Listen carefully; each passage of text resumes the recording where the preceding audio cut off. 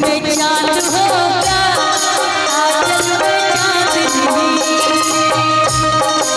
चुपके से देखेगी साजन को सजनी।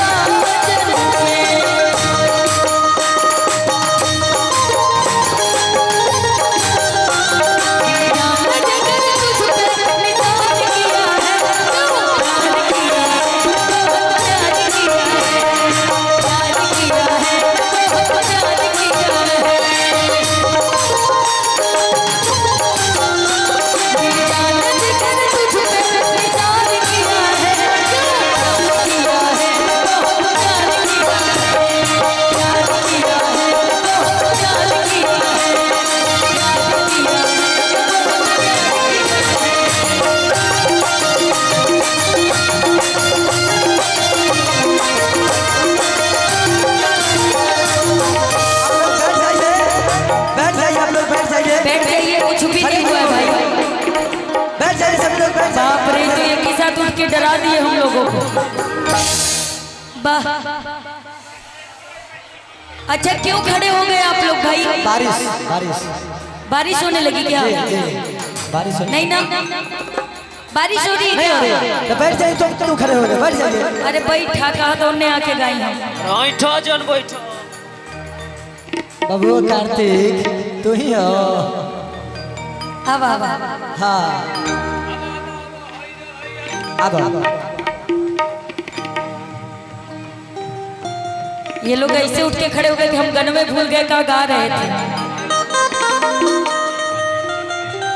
बैठ जाइए आप लोग, बैठ जाइए सब अरे लोग। लाली चुनर उसके सर पे सजा के